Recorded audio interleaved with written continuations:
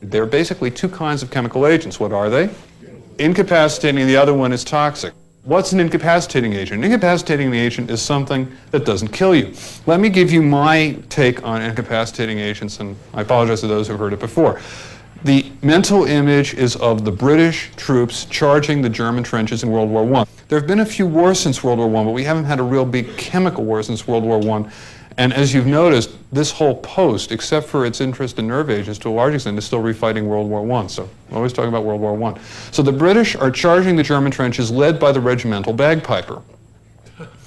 Why are they led by the regimental bagpiper? Canary. Well, that's actually a reasonable sign. However, the bagpiper is inhaling the air that he's carrying in his bagpipes, and so, you know, it works as a rather poor gas mask.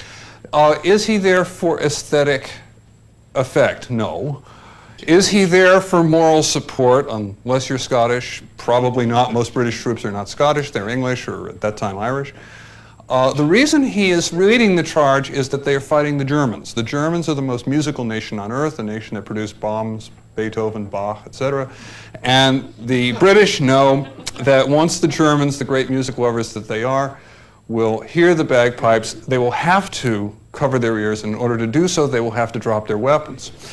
And therefore, they will be incapacitated and the British can carry the position. So that's the picture of an incapacitating agent. And there are two kinds we're going to talk to you about. One is the riot control agents, and the other is BZ, which Colonel Madsen will talk to you about. And the whole point about an incapacitating agent is it doesn't cause any long-lasting effects. It simply allows you to take somebody down. And so, of course, these were invented originally by law enforcement. And the riot control agents are a class that were originally invented by the Parisian police in the very early days of this century to deal with all of the demonstrations. The Socialist Party under Jean Jaurès had massive street demonstrations, and they were invented by the Parisian police. And so for historical reasons, we classify them as the first chemical agents used in World War I, because the Parisian police were conscripted into the war effort very early. You have the pictures of the Parisian taxis carrying people off to the front lines. These are some of the synonyms. Now, how many people here remember the 1960s? Oh, come now. How many people here were tear gassed in the 1960s? Oh, gosh, well, saw it on TV, all right. Been there, done that. Saw the T-shirt. Okay, tear gas is a misnomer for precisely the same reason that Dr. Seidel told you yesterday that nerve gas is a misnomer. These are not gases, but that's what everybody tends to call them. And there are some other synonyms. You'll see up there, there's this wonderful word. When I came to the Institute, which is not very long ago, I had to learn a whole new vocabulary, so I can now share it with you. Have you ever heard of the word sternutator? Okay, does anybody know what it means? New word for the day. I knew we would have the opportunity for true education. A sternutator is something that makes you sneeze. However, riot control agents are more of value to law enforcement, not because they cause people to sneeze, but because they cause you to tear, and they're highly irritating to exposed mucous membranes, and you already know what's the most exposed and potentially harmed mucous membrane in the body. The eyes. Okay, so that's why it's called tear gas, all right? Now, what are the riot control agents? They are a series of relatively complicated chemical compounds. They're not chemically related to each other. That's an impression you would get by looking at the NATO codes, because they all begin with C or D. But they're actually all different. CA and CR are old pre-World War II agents. Nobody stockpiles them. Nobody has them anymore. They don't really enter into this at all. CS, how many people here have been exposed to CS? Should be almost everybody. CS, I wrote it down because I can't remember the name. CS is orthochlorobenzylidine melinonitrile. And nobody expects you to remember that, because I didn't even put it on the slides because it's not terribly important. Although it is nice to remember that CS, because its name ends with nitrile, it has a CN moiety in it. It has a cyanide moiety in it. And CS is, as you all have experienced, as I have experienced, the agent that the military uses in gas chambers for training purposes, not just in this country, but in a lot of others. CN, which, as Colonel Madsen already mentioned, and I want to get this right, is 1-chloroacetophenone. Therefore, a chlorinated compound is also called mace. Anybody ever used it? Mace used to be, it used to be marketed to the civilian community. You could go out and buy it. It's basically being phased out. And those are the two that have been used for a long, long time by law enforcement in this country. The other completely unrelated compound that fits into this category, we won't say too much about it, is something called Adamsite, which has the NATO code DM.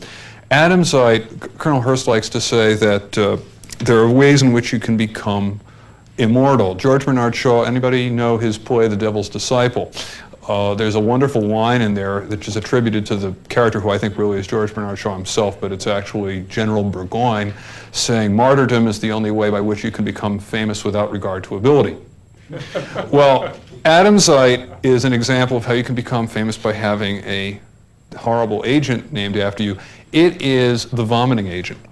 And then, for completeness, we classify within this category of agents pepper spray, which you probably have had some contact with. These are the first agents that we've discussed in this course which are honest-to-goodness solids. So they're doubly incorrect to call gases. They're actually solids. What they really are is powders. Now, how do you disperse a solid? You have to put some sort of energy behind it, because a solid likes to sit there. Okay? Now, where have you in this course dealt with agents like that? You dealt with it up at camp at Fort Detrick, because essentially an anthrax spore is a solid too. So is an organism for our purposes here. It's not going to just disperse easily the way a gas or a vapor is going to disperse. The reason that the riot control agents that we're talking about in this hour are of value for law enforcement is that it takes very little to disable you, but it takes a heck of a lot to kill you. Why is it that law enforcement wants you to stay alive? Put you in jail. Well, yeah, actually, the real reason is the lawyers. I hope we don't have any JAG folks here. The real reason you want the high effective ratio is that you want to take somebody down without causing them any long-term damage. And that's why law enforcement latched onto these as far back as 1910. And they are very rapid acting, and they don't last very long, just like this lecture. That's how I remember it. That's why I get this mulling. We were used by the French in World War I, militarily highly ineffective, and have not really had a lot of military uses since then. They were used in the Russian Civil War. We in the American military, the one major use that we have had for these was attempting to disable people when we were charging into tunnels in South Vietnam. After the war, we realized that probably wasn't very effective. The North Vietnamese really were not slowed down by this very much, and there were lots of tunnels that we had never discovered, which we thought we had. But the law enforcement community, of course, uses these a lot, and there have been some rather controversial uses of this. Not just in the 60s, you know, the odor of the 1960s being the tear gas in places like the Chicago Democratic Convention '68, but much more recently in the Branch Davidian siege in Texas. The idea of law enforcement was to get the people to surrender peaceably, and they attempted to do this by pre-treating the compound with a lot of CS agent. The problem was that it didn't work, and they then went in and an explosion ensued. Now CS, especially in a confined space, is quite flammable. That's not something we usually like to use it for. But you can make the argument, and I really don't know how strong it is, but it's certainly possible to argue that the law enforcement pretreatment of that compound with CS agent made the explosion worse than it might have been, or made the fire worse than it might have been. A lot of uses in refugee camps in the Middle East in various times. The major time that we run into these agents in the military is in training situations. Remember, I think it was this class, and may have been the previous class that I mentioned, there is one live agent chamber for nerve agent, and that's down at Fort McClellan, Alabama. Other than that, CS is the agent that you have been exposed to and will be exposed to for the rest of your military careers. Is used for crowd control, and as mentioned, especially for people who don't want to carry firearms, there's a big paranoia industry, and they manufacture these and market them to the civilian community, buy them for self-protection. In fact, some of you may have carried them in your handbags or in your glove compartments or wherever. Now, These things, as mentioned, are all, with the exception of Ca, a rather obsolete agent, solids at room temperature and normal pressure. And they have extremely low volatilities. They don't sublime. You know what sublimation is? Sublimation is what you see with carbon dioxide. If I have a crystal of carbon dioxide solid, it will vaporize directly from solid. That doesn't happen here. It doesn't happen with ice either. So you just think of it the way most of the solids that you're familiar with. Like, I don't see any clouds wafting up from the plastic at the formica coverings of the tables here. And the same thing is true here. So I've got to give this stuff some juice in order to disperse it. And that's why you have these aerosol cans. The idea is that you have some sort of explosive potential. And you can disperse it in all sorts of ways. The pen gun is the one that probably the CIA likes. But you can have any kind of grenade bomb. It doesn't really make much difference. And unlike chlorine, some of these things are relatively stable, and they may actually survive that. Now, here's a bunch of numbers, none of which are important. I think the only thing that's important on this slide is to look at the difference between the numbers on the left, which is how much of this stuff it takes to get an effect. And the effect, I think, in most of the studies has been tearing of the eyes, or I feel it, or this is uncomfortable.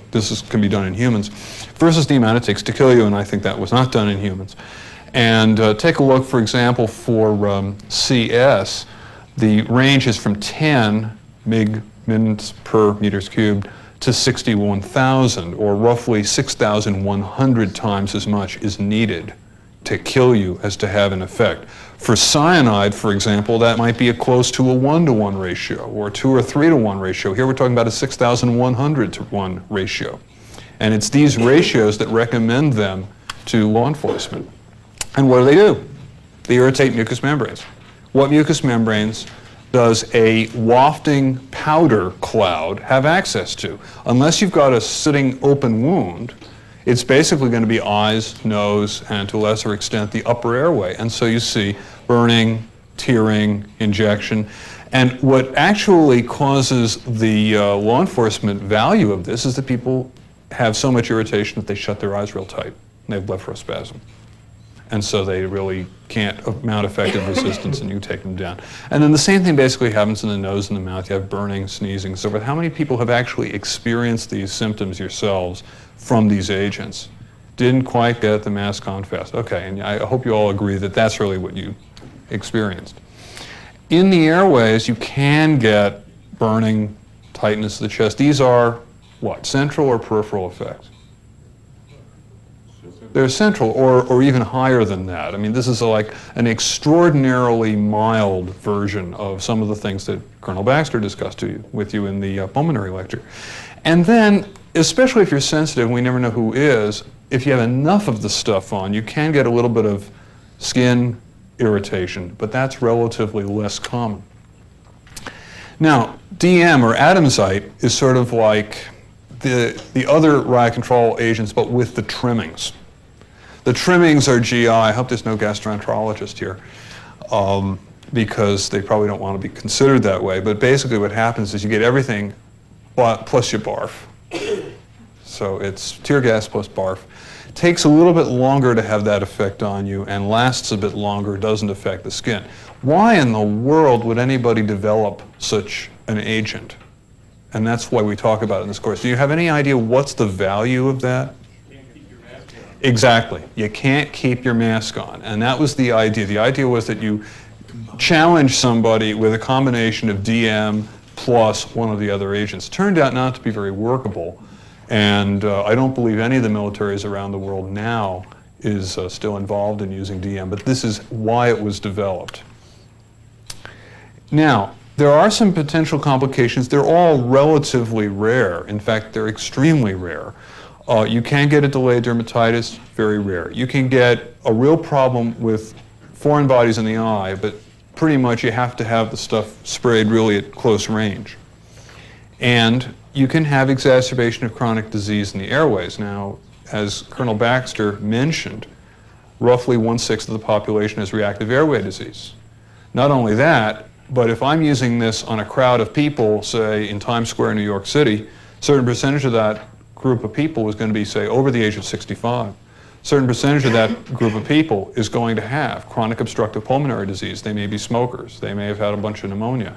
And this is, again, one of the reasons why law enforcement agencies are a little chary about using this stuff, because they don't want to be sued for making people worse. And, you know, some lawyer will pull out the medical literature and find that these riot control agents can, in fact, make these pre-existing symptoms worse. So you don't want to use these things indiscriminately. This is a picture of a very severe exposure to, I think, CN. By the way, remember, what is CN not but sound like? Cyanide. Cyanide. NATO code CN is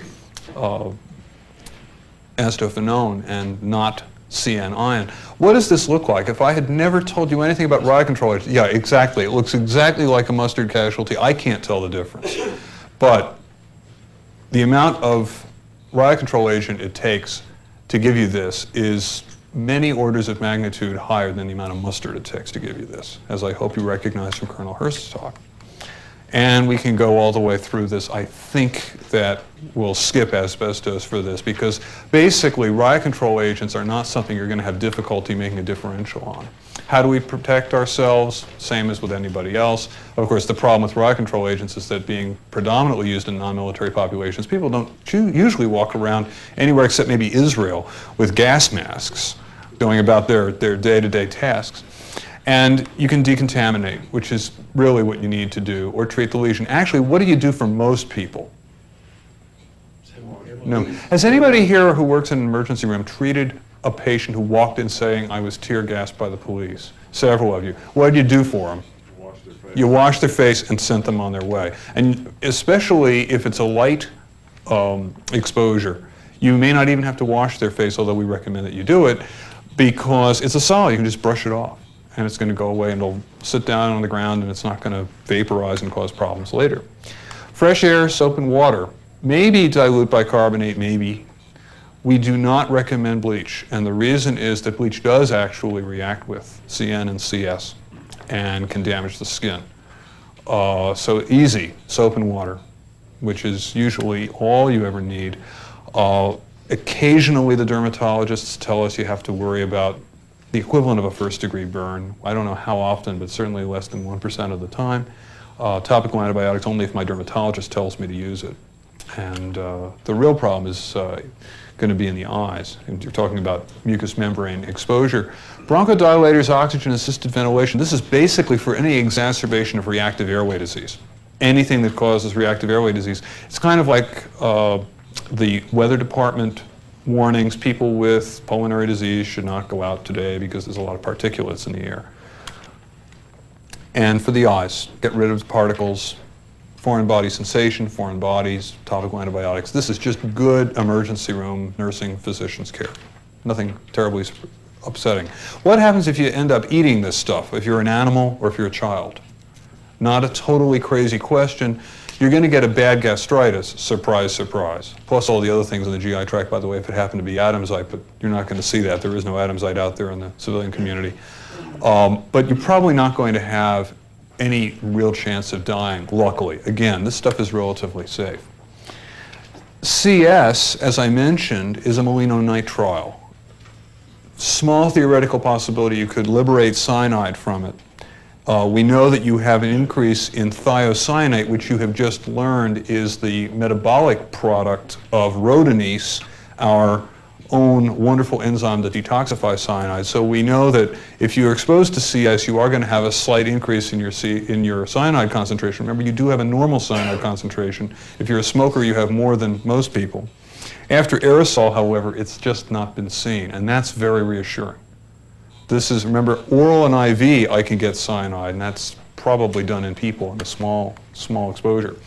But in a confined space, there have been a small number of patients, maybe 2 or 3 in the United States, who have died from exposure to CN.